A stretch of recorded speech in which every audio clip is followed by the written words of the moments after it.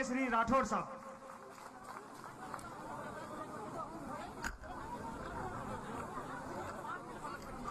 आज के कार्यक्रम के मुख्य आकर्षक जिन चौधरी चरण सिंह जी की प्रतिमा हम चूरू तारानगर चौराहे पर बड़े आदर के साथ जिसको नमन करके निकलते हैं,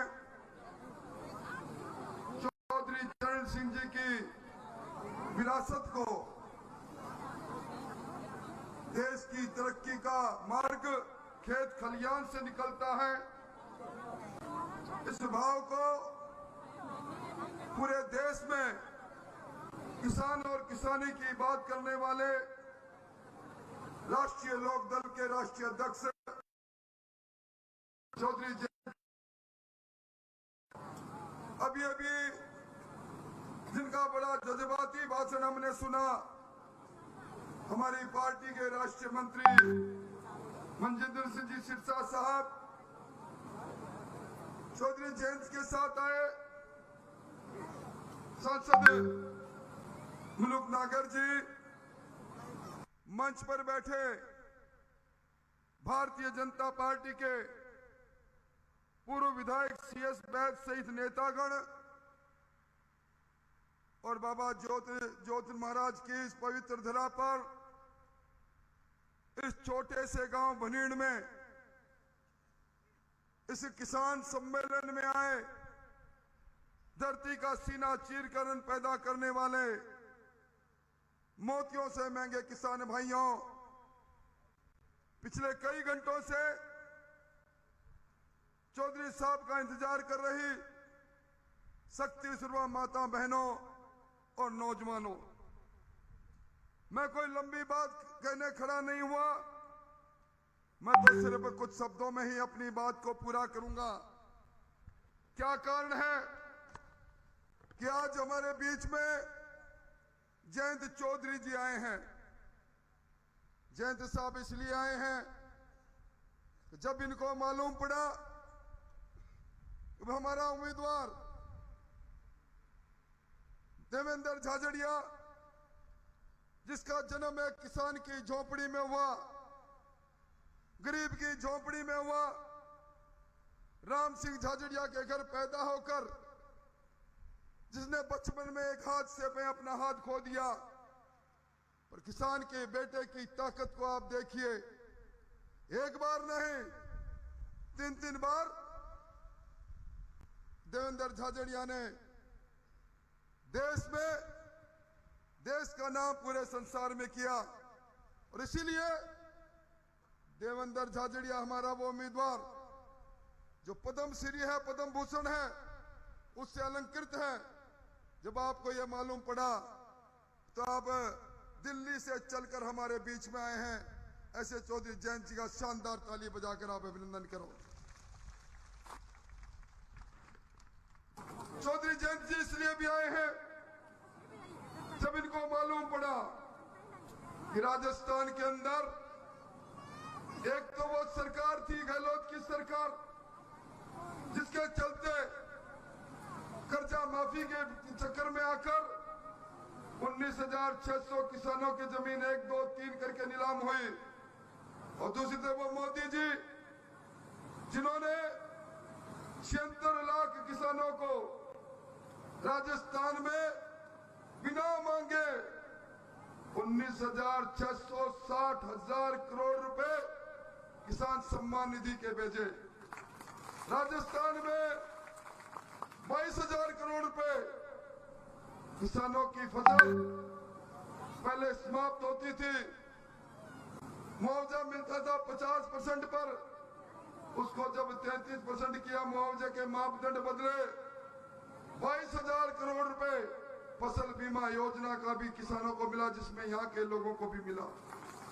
भाइयों, मैं तो एक बात कह सकता हूं, चौधरी साहब, हमें कल मालूम पड़ा कि आपने हमें समय दिया है, हमने आपका नाम लेकर न्योता भेजा, पीले चावल भेजे, और आपके सामने ये हजारों किसान उस समय आए हैं जब लावणी का समय है, 1,000 रुपए में मजदूर मिलता नहीं, पर जिस परिवार की सल्तनत हो, मैं धन्यवाद देना चाहूंगा। यहाँ मेरे पूर्व पालिका अध्यक्ष स्वामी जी बैठे हैं, जसवंत जी ने अपनी जमीन देकर जब बात चली, चौधरी चरण सिंह जी की प्रतिमा ऐसे चौराहे पर होनी चाहिए जहां आने जाने वाला किसान अनुमान करता चला जाए, वो प्रतिमा खड़ी है। उसी प्रतिमा की विरासत का आज स्वरूप हमारे सामने खड़ा है। मैं किन शब्दों में आपका अभिनंदन करूं, और मैं तो यही कहूंगा, डबल इंजन की सरकार है, भजनलाल जी की सरकार है, यमुना का जल का समझौता हुआ है, शेखावाटी में ये जल आएगा, ये जल हमारा कल होगा, आपके हर खेत में पानी जाएगा। आपको आज जिस गांव में हम खड़े हैं, मुझे तो बड़ा अफसोस है चौधरी साहब, ये हमारे भगोड़े सांसद का गोद लिया हुआ गांव है, कभी छोड़ के गए वो। और आज इस गांव में सबसे बड़ी दुर्दशा कई चीजों की है।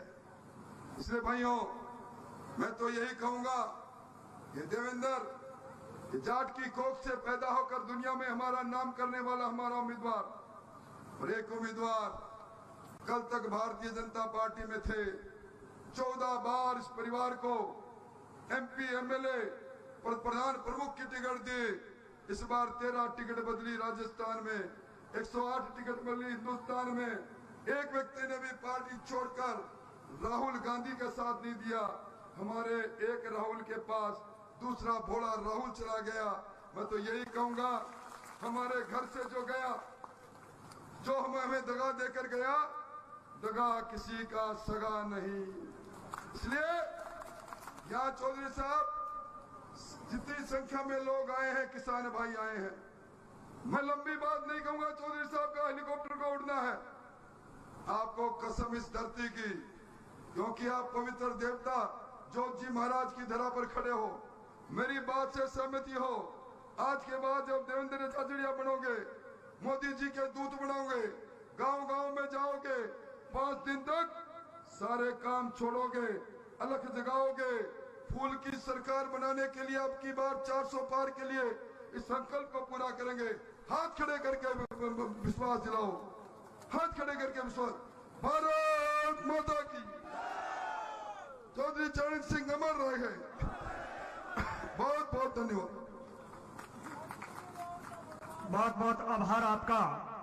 अब मैं आग्रह, बड़े ही आदर और सम्मान के साथ आग्रह करता हूं, दुनिया में किसानों की पहचान राष्ट्रीय लोकदल पार्टी के राष्ट्रीय अध्यक्ष चौधरी चरण सिंह जी के पुत्र सामान्य जयंत चौधरी साहब आपको संबोधित करें। जोरदार तालियां। चौधरी जयंत सिंह अमर, चौधरी चरण सिंह अमर है, जयंत चौधरी जिंदाबाद।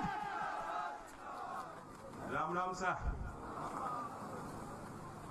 मंचासीन जी, हमारे दल के वरिष्ठ पुराने नेता पूर्व विधायक दिलसुख जी, हमारे बुजुर्ग नेता प्रताप सिंह बेनीवाल जी, जिनके प्रतिनिधि उन्हीं के परिवार से वेद प्रकाश बेनीवाल जी हैं, और बहुत पुराने वर्कर इलियास खान साहब, भारतीय जनता पार्टी के जिला अध्यक्ष शर्मा जी, सभी उपस्थित, सामने बैठे मेरे आदरणीय बुजुर्ग नौजवान साथियों, मातृशक्ति, मेरे लिए बहुत बड़ा आशीर्वाद है। ये भावुक पल है। शुरू में यहाँ तारानगर क्षेत्र में पहली बार यहाँ गांव में मैं आया हूँ, और आपने बहुत सम्मान किया, सबका सम्मान किया, बहुत समय से इंतजार भी कर रहे थे, जैसा कि राठौर जी बता रहे थे। और मैं मंच पे बैठा था, मैं सोचता हूँ हमारी आपकी पहली मुलाकात कि हमारे पूर्वजों ने कितने अच्छे काम किए होंगे कि इतना प्यार आज भी कहीं भी भारत, कहीं गांव में जाके अगर चौधरी साहब का नाम लिया जाएगा और बताया जाएगा कि मैं उनके परिवार से हूं, आप गले लगा लेते हो। तो बहुत बड़ा प्यार और सम्मान चौधरी साहब का आज भी जिंदा है। और आज हमें एक ऐसी सरकार मिली है जो जमीन से जुड़ी उस बात को, जज्बात को समझती है। करने को तो पहले भी हो सकता था, पहले भी प्रधानमंत्री आए हैं, पहले भी संसद में किसान के बच्चे हैं, गांव देहात के लोग हैं जो प्रतिनिधि बनकर चुनकर वहां बैठे हैं। पहले भी कोशिशें हुई। मेरे पिताजी चौधरी अजीत सिंह जी सरकार में जब जब मंत्री बने, सरकार में जब बैठक हुई, नेताओं के साथ बातचीत हुई, क्योंकि उनके मन में भी भाव थे। हर एक चाहता है कि मैं अपने पूर्वज और पिता का सम्मान करूं, और इसलिए चौधरी साहब की आज वो हमारे बीच नहीं है। चौधरी अजीत सिंह जी की आत्माएं बहुत खुश होंगी। ऐतिहासिक निर्णय नरेंद्र मोदी जी ने लिया है, और ये फैसला मेरे सम्मान में नहीं है, ये आपके सम्मान के लिए है। इस फैसले की कदर मैं नहीं कर सकता जीते जी, जितनी आप उसकी कदर कर सकते हो, क्योंकि आपको मालूम है किस तरह लंबी यात्रा चौधरी साहब ने तय की। उस समय तो दूसरी ही परिस्थितियां थी। आज मैं जानता हूं, अब मैं दूसरी बार एमपी बना हूं, 20 साल से राजनीति को देख रहा हूं, उससे पहले की राजनीति का अध्ययन किया है। असल में आज भी गांव के लोग जो गांव की भाषा बोलते हो, किसान की पीड़ा समझते हो, संख्या दिल्ली पहुंचने वालों की कम है, और संख्या है तो दिल्ली पहुंच के उनकी भाषा बदल जाती है। वो राम राम साह कहना बंद कर देते हैं, उनके मुंह से निकलता है नमस्कार। और जहां उठते बैठते हैं उनकी थिंकिंग, उनकी भाषा वो लोग बोलना शुरू कर देते।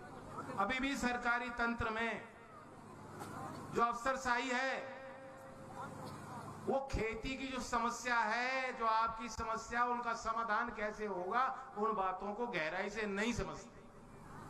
तो हमें और आपको मिलकर हमारी और आपकी लड़ाई तो व्यवस्था से भी है। अब इसमें कुछ अच्छे वकील हैं, कुछ लोग हैं जिनको ग्रास रूट की बुनियादी समझ है। हम लोग अब हाथ मिला के चल रहे हैं। लोकदल एनडीए का घटक दल बन गया, इस विश्वास के साथ कि आज प्रधानमंत्री गांव देहात और गरीब की बात समझते हैं और उनके समाधान के लिए तत्पर हैं, समर्पित हैं। वरना चौधरी चरण सिंह जी का इस तरह का सम्मान भारत सरकार नहीं देती।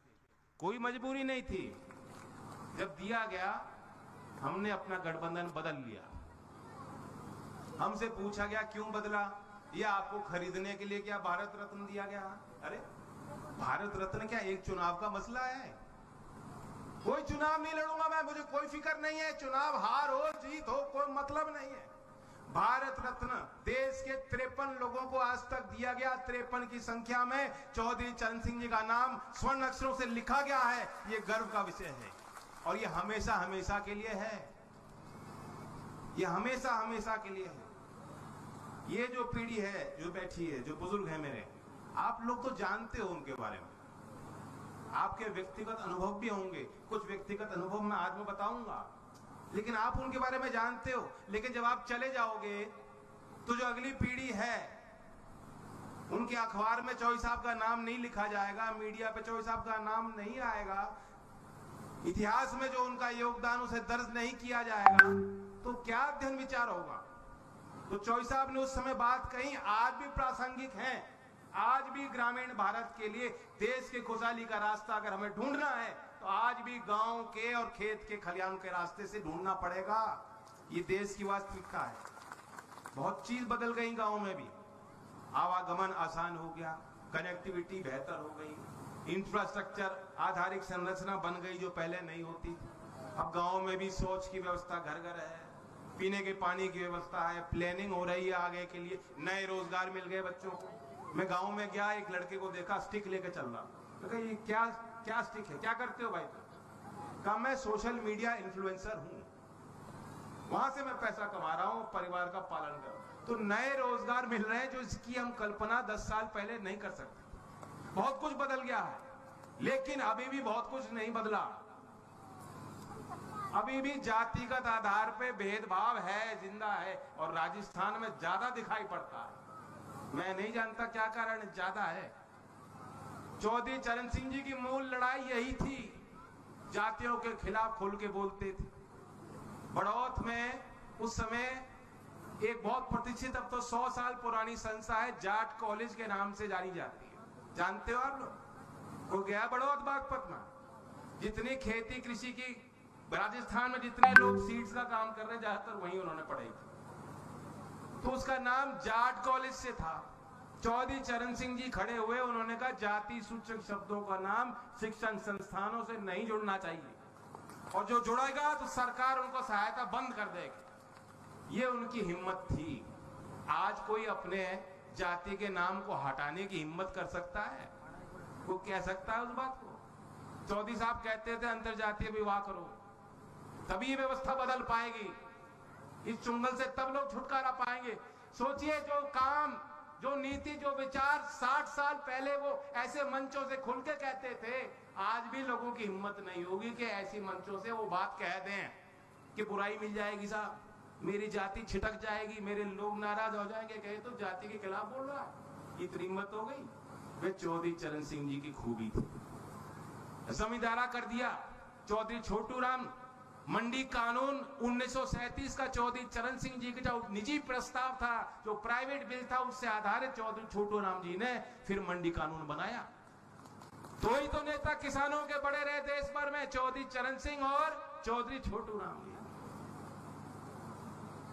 राजस्थान में चौधरी कुंभाराम, दौलतराम सारण जी, जिनका जन्म यहीं के चूरू जिले के ढाणी में हुआ, और ये सहयोगी थे जीवन भर, चौधरी चरण सिंह जी का बेहद सम्मान करते थे। जहां चौधरी चरण सिंह जी ने उत्तर प्रदेश में जमींदारी उन्मूलन का कानून बनाया, तो दौलत राम जी ने, कुंभाराम जी ने उससे प्रेरणा लेके यहां किसान आंदोलन को छेड़ा।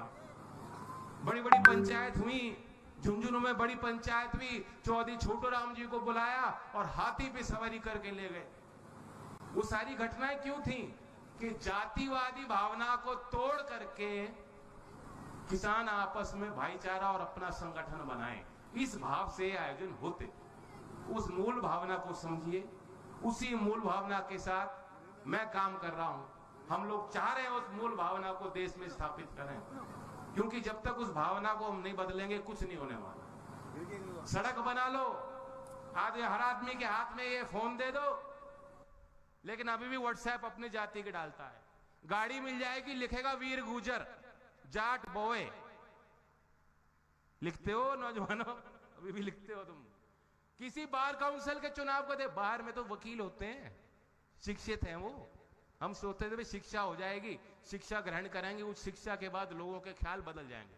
आप कहीं बार काउंसिल के चुनाव को जाके देखिएगा, चुनाव का पूरा आधार ही जाति है। तो बहुत कुछ बदल रहा है, बहुत कुछ बदल नहीं पा रहे हम लोग। इसका मेरे पास तो उपाय नहीं है, समाज के पास है। आपको सोचना होगा, चुनाव का टाइम है। चुनाव में जब कुछ समझ नहीं आता तो आदमी यही कहता है, भाई मैं थारा हूं, मेरी जाति, मेरे जाति के बंधुओं, तुम्हारे जाति पे प्रहार हो रहा है, इसलिए मेरा साथ दो। मनसा सिर्फ अपनी होती है, लालच की छोटी लालच है। अब यहां भी चुनाव की परिस्थिति में जानता हूं, आखिरी वक्त पे जो है पलट हो गया। राहुल अच्छा नौजवान भला लड़का है, जरूर कहूंगा, ऐसा नहीं है, प्यारा लड़का है। चूरू में कुछ खास बात है, जब गर्मी होती है तो बहुत ज्यादा गर्मी, सबसे ज्यादा गर्मी, और ठंड होती है तो बहुत ज्यादा ठंड। अब गर्म तो हो गया ज्यादा, ठंडा नहीं हो पाया। थोड़ी ठंड रखनी थी, अनुशासन से काम लेना था, वो नहीं कर पाया।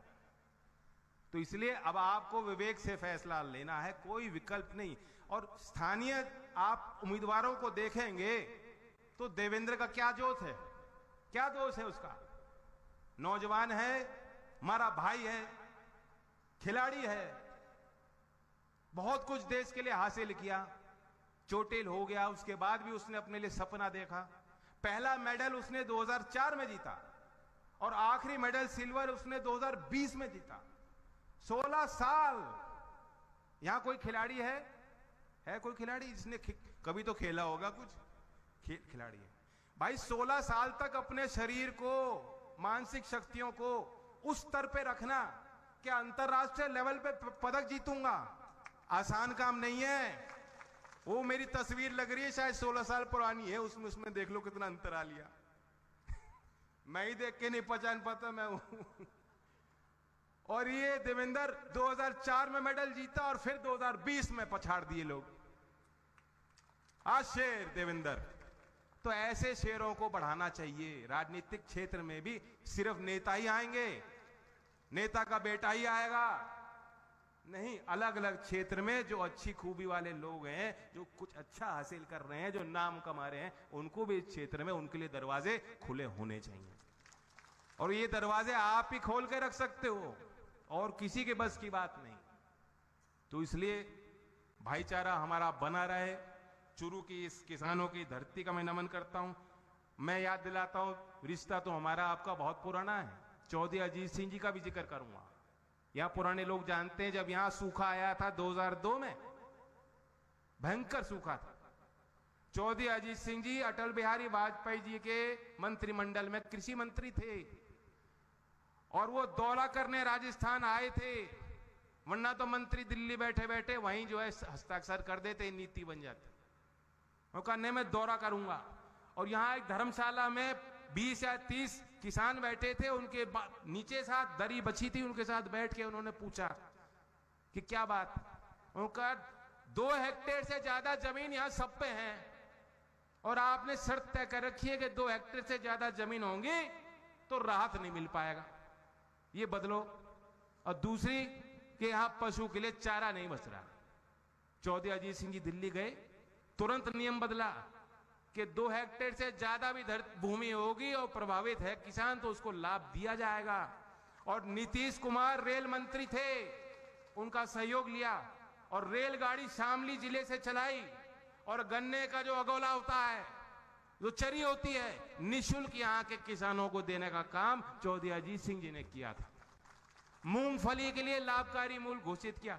बहुत काम किसानों के लिए किए। और अब हमारी मंशा है कि तीसरा टर्म जब मोदी जी प्रधानमंत्री बनेंगे, एनडीए उन कामों को आगे बढ़ाएगी। जो किसान और कमेरे के सम्मान की बात है, उसे बढ़ाएगी। जो चौधरी चरण सिंह जी की नीति थी कुटीर उद्योग, एक और उदाहरण दे रहा हूं कि आज की सरकार और चौधरी चरण सिंह की नीति में क्या मेल है। चौधरी साहब यही तो कहते थे, सारे काम बड़े उद्योगपतियों को दे दोगे तो नया रोजगार किसान की अगली पीढ़ी को नहीं मिलेगा। कुटीर उद्योग, कृषि आधारित उद्योग, सब जगह कहते थे। आज आपको बताता हूं, 2023-24 में जो बजट था एमएसएमई का, वो 22,000 करोड़ पार कर गया।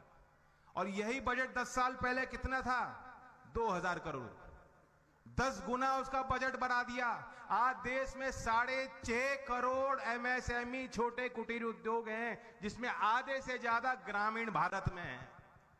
और मैं कहता हूं दावे के साथ, तीसरा टर्म बनेगा और राजस्थान की सरकार भी इसके लिए प्रयासरत है।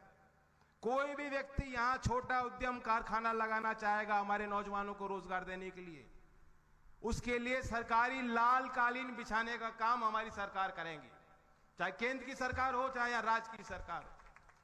तो इसलिए अपनी नीति याद करो, अपनी धरती की पुकार सुनो। यहीं इसी धरती में पैदा हुए प्रसिद्ध कन्हैयालाल सेठिया जी की एक मैं कविता सुना के अपनी बात को विराम देता हूं। अब देखो भाषा में थोड़ा फर्क हो जाता है, तो आ तो सुरंगा न शर्मावे, ई पर देव रमण न आवे, ईरो जसन नारी गावे, धरती धोरा रही। ठीक है, ऐसे ही है ना। सूरज कण कण ने चमकावे, चंदो इमरत रस बरसावे, तारा निछरावल कर जावे, धरती धोरा रही। तो ये गाना उनका राजस्थान की धरती के ऊपर और राजस्थान की परंपराओं पर आधारित है। तो अपनी परंपराओं को निभाते हुए और भाईचारे को बनाते हुए 19 तारीख में हमारे भाई को विजय मत देते हुए दिल्ली पहुंचाने का कृपा करें। धन्यवाद। जय हिंद, जय भारत। बहुत बहुत आभार आपका। आप पधारे, हमारे मेहमान। सभी किसान भाइयों का बहुत बहुत आभार, सभी का बहुत बहुत अभिनंदन, स्वागत।